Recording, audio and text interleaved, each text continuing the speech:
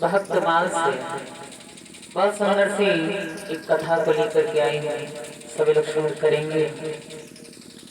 एक विष्णु भक्त हुए जिनका नाम है तुकाराम जी चैतन्य। भक्त श्री तुकाराम जी विष्णु जी के परम भक्त है महाराज। सदैव भगवान की भक्ति में उनका मन वैराग्य की तरफ बचपने से बढ़ता रहा। इनका जन्म दक्षिण के देहू नामक ग्राम में हुआ था, पवित्र कुल में हुआ। और इनके माता पिता का नाम कनकबाई और बोलू जी था। 13 वर्ष की अवस्था में इनका विवाह हुआ, लेकिन कहा जाता है कि होने को कौन रोक पाता है। जब विवाह हुआ, विवाह के कुछ वर्षों के बाद इनके घर वालों और इन्हें पता चला कि हमारी बहू को अस्थमा की बीमारी। घर वालों ने सोचा कि बहू को बीमारी है और कहीं ऐसा ना हो जाए कि हमारा बेटा तुकाराम अकेला पड़ जाए। इसी डर के कारण घर वालों ने इनका दूसरा विवाह कर दिया। दूसरी बहू का नाम जिजाई था। तुकाराम जी के 2 भाई थे। बड़े भाई का नाम सावजी और छोटे भाई का नाम कान्हजी था।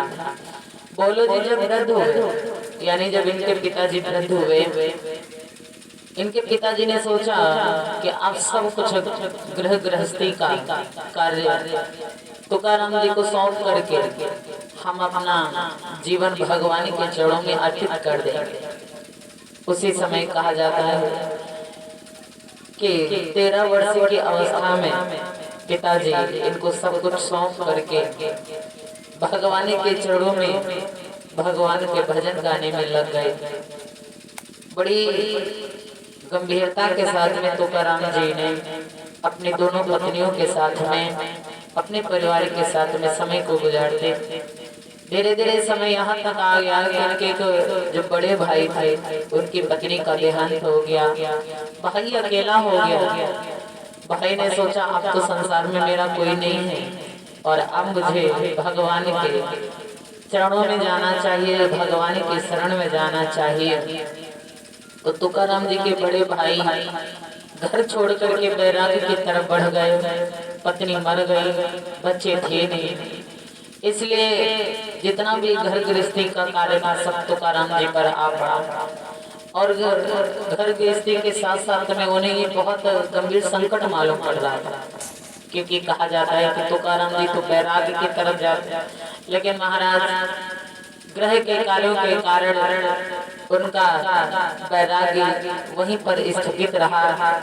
धीरे धीरे थोड़ा समय और व्यतीत हुआ महाराज। तो कहा जाता है कि जो बड़ी पत्नी थी, बड़े सौम्य विचार की जो छोटी वाली पत्नी थी दूसरी जिजाई, उनका स्वभाव कुछ अलग था। एक बार की बात है कि एक बार तुकाराम जी खेत पे गन्ने लेने गए और वहां से जब गन्नों को लेकर के गट्ठर बना करके आ रहे थे तो रास्ते में जो भी मिला उसे दे दिया। आज तुकाराम जी जब घर पहुंचे तो केवल हाथ में एक गन्ना बचा। जब एक गन्ना बचा तो तुकाराम जी की दूसरी पत्नी जिजाई बाई ने कहा कि आप इतने सारे गन्ने लेकर के आ रहे थे लेकिन कहाँ रख के आए हैं। इस कारण नाराज होकर के जिजाई बाई ने वो गन्ना छीन करके तुकाराम जी के सर पे मार दिया। जब सर पे मार दिया गन्ना टूट गया। तुकाराम जी मुस्कुराते हुए बोले, इसमें तो आपके अंदर दया की भावना दिखाई दे रही है। स्त्री ने पूछा क्यों? उन्होंने कहा कि दया की भावना इसलिए है कि आप इतनी सरल सौम्य, मैं सोच रहा था कि गन्ना एक है और हम 3 प्राणी हैं, अब गन्ना को बंटवारा कैसे होगा? आपने ऐसा कर दिया तो बंटवारा हो गया, हमारी समस्या का समाधान हो गया। इसलिए आप बड़ी सरल स्वभाव की मालिक पड़ती, बड़ी दयावान हैं। इस प्रकार से रहते तो सब लोग घर में उनसे नाराज रहते। यहाँ तक कि तुकाराम जी व्यापार करने जाते हैं तो मिर्चा लेकर के गए एक दिन बाजार में। मिर्चे का जो भाव हुआ 250 रुपया तैयार हुए और उसके बदले में तुकाराम जी ने सोचा कि हमें 250 रुपया से अपने घर में मटकी लेकर के जाएंगे। मटकी लेकर के जाते हैं महाराज, तो मटकी देने वाले ने पीतल की मटकी को सोने की मटकी बता करके दे दिया। तो जितने रुपए थे सब उसने मांग लिया, ठग लिया। तुकाराम जी बेबस होकर के घर चले आए, कुछ नहीं बन पा रहा था। प्रतिदिन घाटा ही घाटा चल रहा था। यहाँ तक कि तुकाराम जी भगवान के पद लिखने लगे। जब भगवान के पद लिखने लगे तो ब्राह्मणों को टेंशन हुई। ब्राह्मणों ने उन पदों को, उन पुस्तकों को जला दिया और गंगा में, नदी में फेंकवा दिया। तुकाराम जी को कष्ट हुआ कि हमारी सभी पत्रिकाएं जल गई हैं। यहाँ तक कि भगवान के मन ही मन में ध्यान करने लगे, परमात्मा का ध्यान करने लगे। कुछ समय के बाद में तुकाराम जी सब कुछ छोड़ छाड़ करके पंढरपुर के लिए प्रस्थान करते हैं और वहां जाते हैं। वहां जाकर के पांडुरंग भगवान के चरणों में मन को लगाया।